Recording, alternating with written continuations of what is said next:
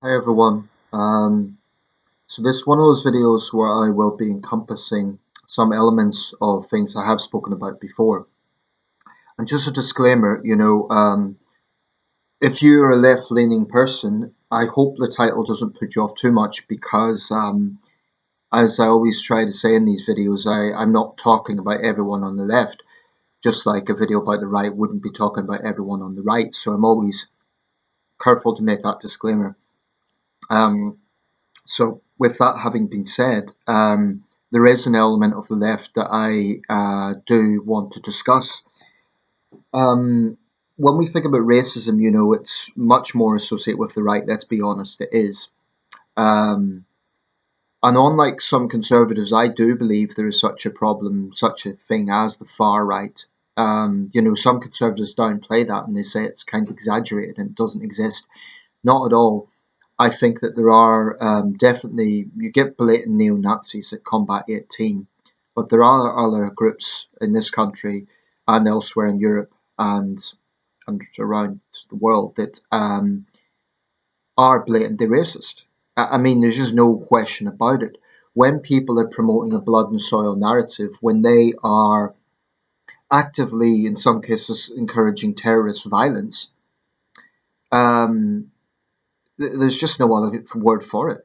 Well, and when they are, blatantly opposing miscegenation and getting into the sort of ideology that is based on dividing people, like well, when I say opposing miscegenation, if they're saying, oh, you should stick with your own, well, my first response to that is, it's none of your damn business who other people are with or not.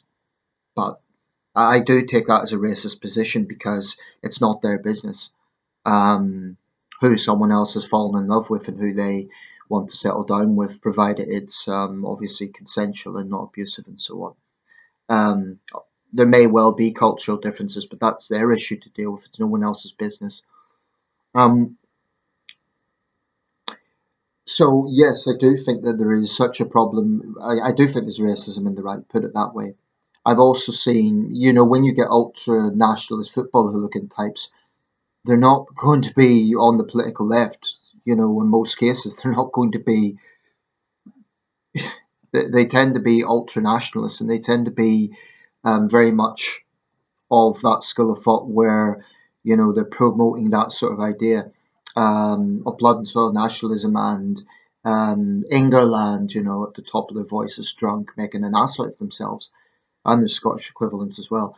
But that's I think that's obvious. That is blatantly racism, and I have nothing to do with it. And by the way, just for the record, and I don't want to make a whole video about this, but it's one reason I'm very critical of Trump. He has pandered to the far right, and his apologists always make excuses for him, like, "Oh, he didn't really know that. He didn't really know who David Duke was," this sort of thing.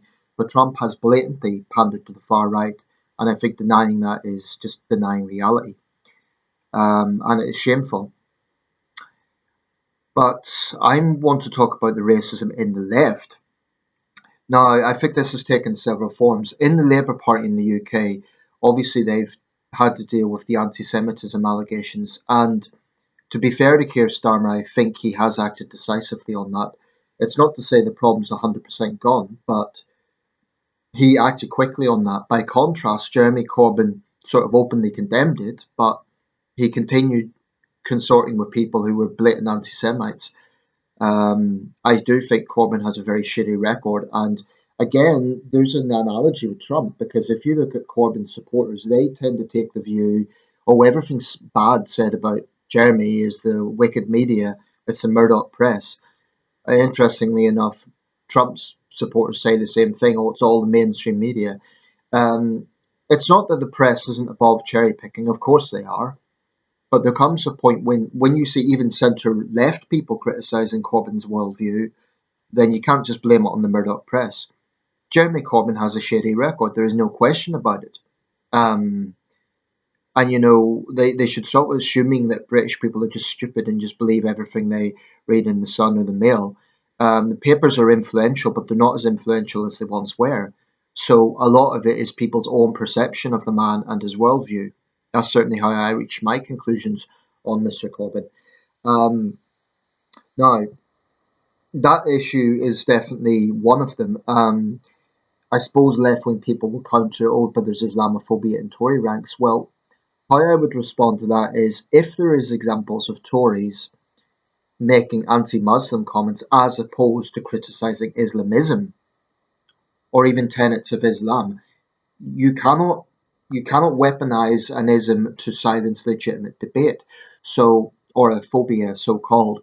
Um, Let me give an example just to turn that on its head a little bit. Some people say anti-Semitism is weaponized. Well, if you're criticizing a particular aspect of Judaism, for example, some ultra-Orthodox Jews do take a misogynistic attitude. I'm talking about those guys who wrap themselves in bubble wrap so they don't have to sit next to women on planes. They're idiots and they need to drag themselves into the modern world. And, you know, Jewish people shouldn't be saying that's anti Semitism to criticize them because it isn't. That's legitimate criticism. Likewise, if you're criticizing someone in public life who happens to be Jewish, that doesn't automatically make it anti Semitic, nor does criticism of Israel. Now, singling Israel out and turning a blind eye to all other countries, um, and getting into anti-Semitic conspiracy theories about Jewish world control and so on are blatantly anti-Semitic. Denying the Holocaust is, I think that's repulsive. I think it's dishonest. I think it's fraud, and it happened. And I think denying it isn't trying to open up debate. I think it's an attempt at fraud. The David Irvings of this world are basically fraudsters. Um, But I don't want to digress too much. I just had to tackle that because that is an automatic go to when you talk about the anti Semitism problem in Labour. Almost inevitably, someone will talk about the Islamophobia problem within Tory ranks. But what has to be understood is this criticism of religion.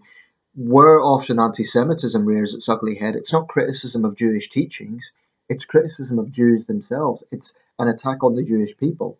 It's not like we disagree with this aspect of Jewish teaching, it's an attack on Jewish people. Now, if someone is saying they hate Muslims, that is anti Muslim hate, it's bigotry and it should be tackled. But from what I've seen, this so called Islamophobia in Tory ranks is. I don't think there's been sufficient evidence produced that that is happening. I think there have been Tories who've criticised Islamism, as it should be criticised. And incidentally, whilst I give Starmer credit for acting quickly on anti Semitism, I think there are Islamist aspects within the Labour Party. Um, and I wouldn't entirely trust Labour in terms of what direction it will go down with sensitivities. I wouldn't be at all be surprised if there's people lobbying Starmer within Labour ranks to try and get some sort of blasphemy legislation brought in under the guise of anti-discrimination. We need to be very, very careful about that. Freedom of speech must be defended. That includes the right to criticise religion, any religion. That must be defended. But break down or differentiate between criticizing a religion and vilifying its proponents. So attacking all Jews, attacking all Muslims is wrong. Simple as that. It's really a no-brainer. Um, I mean that should be true of anyone.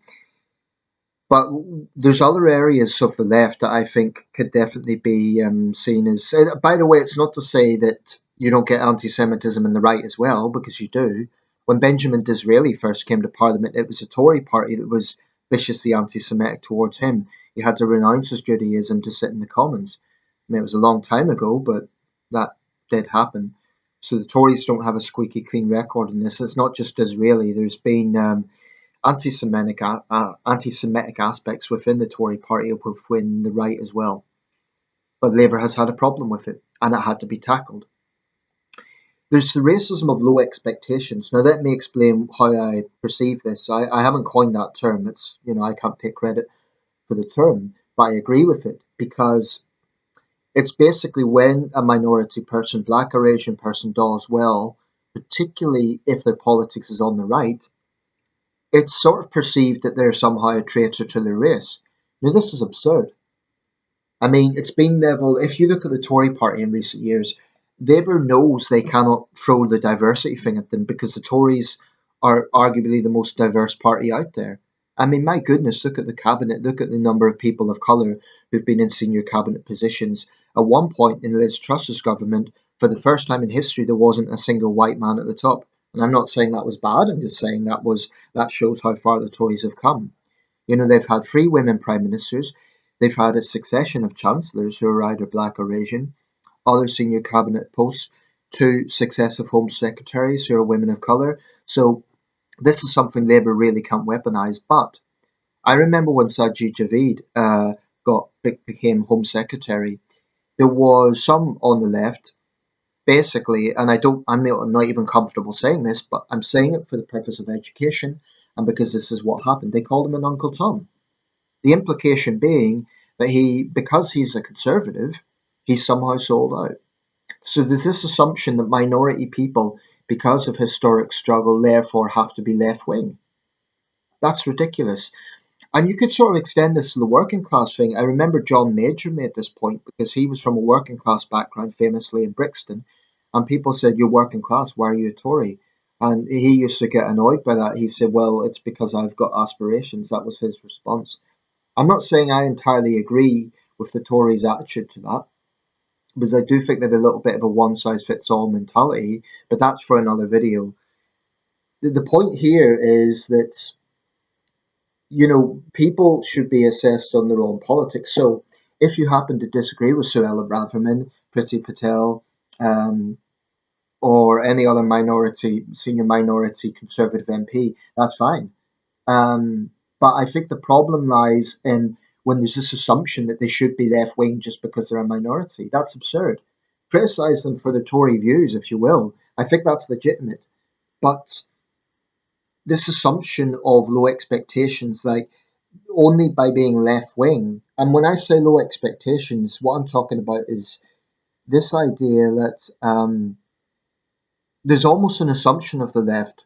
It's almost like infantilizing minority people, like they're expected to be struggling, kind of thing. Oh, and it's almost like this.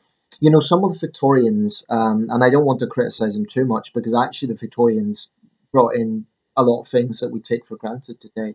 But there was this sort of paternalism, this sense of Christian duty that was well meaning, but this is the ironic thing. Even Victorian reformers, even Victorian anti slavery campaigners, for example, and earlier, because it was abolished before that, they, they clearly were motivated by good intentions, but even the Victorian left had a sort of racialist worldview where they felt it was their Christian duty to help the downtrodden minorities, but they didn't really believe they could do it for themselves.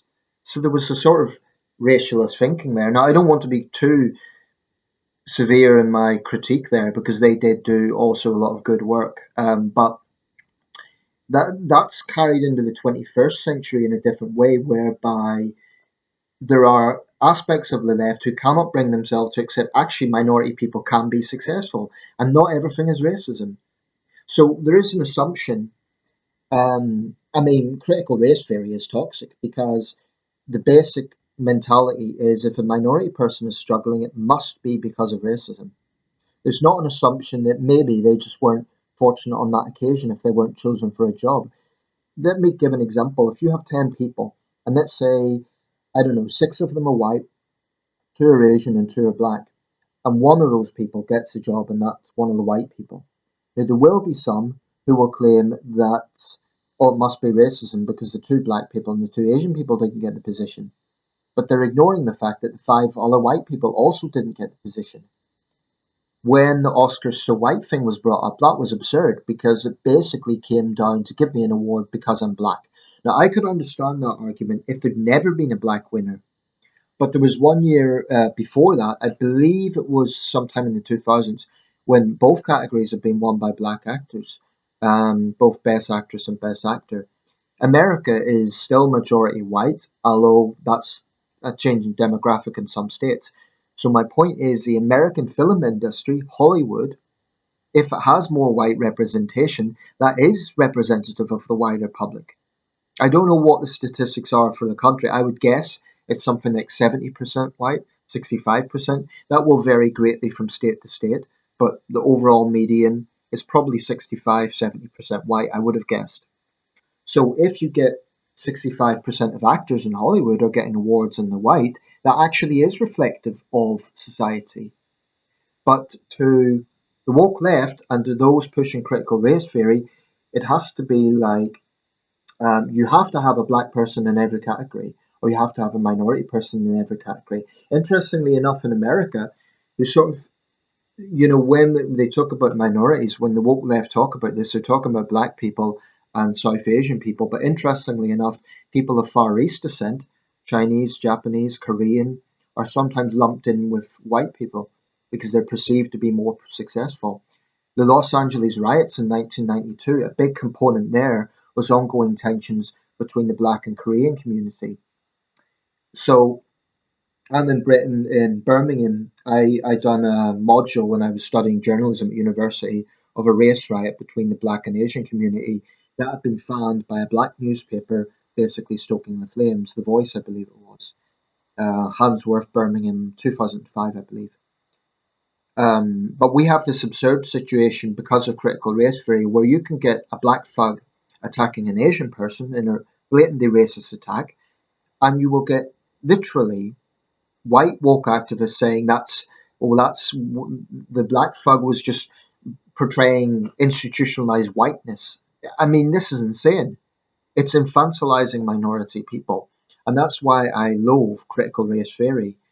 I mean, certainly Martin Luther King Jr. I'm pretty sure would have been dead set against it because it's the narrative that minority people are constantly struggling and white people are constantly privileged, and it's just this dystopian negative narrative that does not build bridges at all. Now, this is not to say that there isn't racism in America. I don't want to be misunderstood.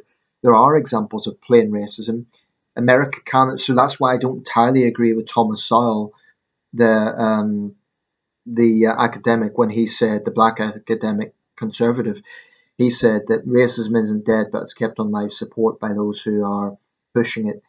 I know where he's coming from, but at the same time, conservatives can't deny that there are examples of racism in America. There are. Um, but I also think that it's not as big a scale as it once was. And I do think America's made great improvements. I mean, if America was so racist, would they really elect a black president twice? Really? I mean, with the popular vote, it just doesn't make sense. If America was so backward and racist in that sense, that wouldn't have happened. I think there's racists in America, as there's racists in every society. So it's this racism of low expectations, like minority people must be expected to struggle. And if they're doing well, then they're somehow selling out. It's absurd. There's a lot of other things I want to cover in this video, but I'm just watching the time. The last thing I'll mention is white privilege. I abhor that term. You will get systems like apartheid in South Africa or Jim Crow in America, and yes, some racist laws in Britain that are blatantly racist. And yes, white people wouldn't have been affected by that in the same way. Although the no blacks and no Irish signs affected white Irish people. But I digress. White privilege is toxic because it lumps an entire race as one and the same. It disregards individual lived experience. It holds collective responsibility when that is not put on other ethnic groups. And it disregards the reality. I mean, you could look at a Victorian slum and see some severe white poverty. In recent years, the grooming scandal, the majority of victims were white. So it's such a toxic and misleading term, and it's deeply divisive. And I think there should be backlash against it. I think it's absolutely racist. Absolutely. And the fact that white woke activists are some of its loudest proponents doesn't make a difference. That to me is no difference than black people defending anti-black racism. I mean, it's pushing this notion of white privilege. It's dehumanizing actually because it's disregarding people's individuality. I've seen rough sleepers who happen to be white. I'm not going to go up to them and say, "Oh, well, you better not complain about your homelessness because you're actually privileged." And I've seen some of these people try to argue with a straight face that white homeless people are more privileged than black homeless people. That's the traction of the thinking. So yes, there is racism to be found in the left, and it needs to be called out. If some of the most obnoxious racists are so-called anti-racists. But with that thought in mind, let me know your ideas, your thoughts, your critique, your counter arguments, your agreements.